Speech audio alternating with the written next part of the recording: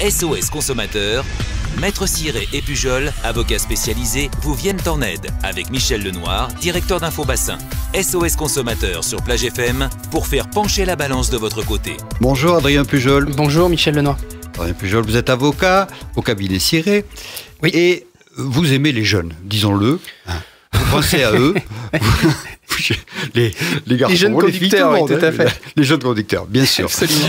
Alors, aujourd'hui, nous allons parler de dispense de peine, parce que quand on est un jeune conducteur, on n'a que 6 points sur son permis. Oui, quand on démarre le permis, oui. Et quand on perd ses points, c'est quand même dramatique.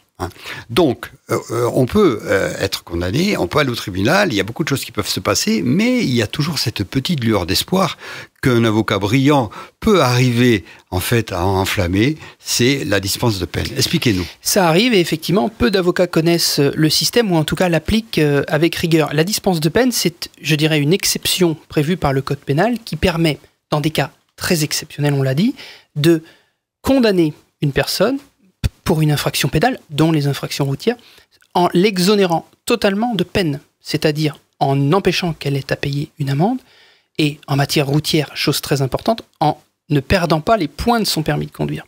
Très concrètement, la personne est condamnée, elle est reconnue coupable d'une infraction, bien souvent ce sont des cas d'alcool au volant, ou bien consommation de stupéfiants, ou excès de vitesse.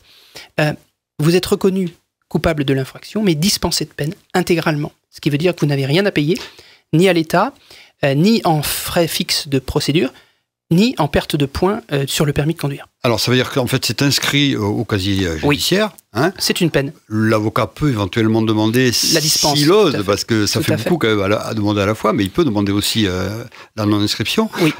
Maître Pujol, est-ce que vous avez des exemples récents que vous avez connus, que vous avez traités? Oui, tout à fait, et principalement pour des jeunes conducteurs, justement, où nous avons obtenu 2 fois une dispense de peine devant des juridictions différentes, à Bordeaux et à Poitiers. À Bordeaux, il s'agissait de faits de conduite sous stupéfiants.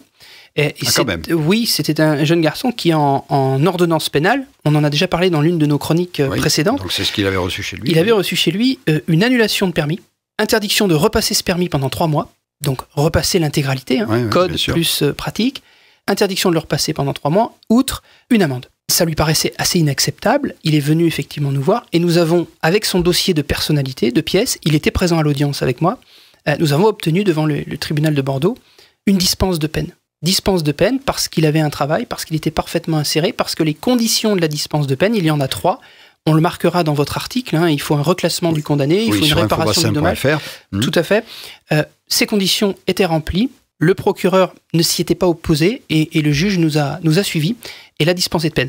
J'ai eu la même chose jeudi dernier à Poitiers. Bien. Alors, en fait, ce que vous nous dites là, c'est que le juge regarde en fait le profil de la personne, comment il vit, ce qui est arrivé, ou si c'est un gars, par exemple, qui peut être condamné parce que d'habitude il boit pas et ce soir-là il avait bu juste une bière. Exactement. Tout va être important. Tout va être important du contexte de l'infraction jusqu'à la personnalité de l'auteur et je dirais même à la façon de demander la dispense de peine devant un tribunal. C'est pas quelque chose qui se demande tous les jours à chaque audience. Sinon, vous n'avez absolument aucune chance de l'obtenir.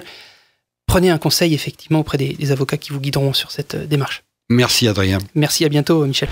SOS Consommateur sur Plage FM pour faire pencher la balance de votre côté. Et on réécoute sur plagefm.fr.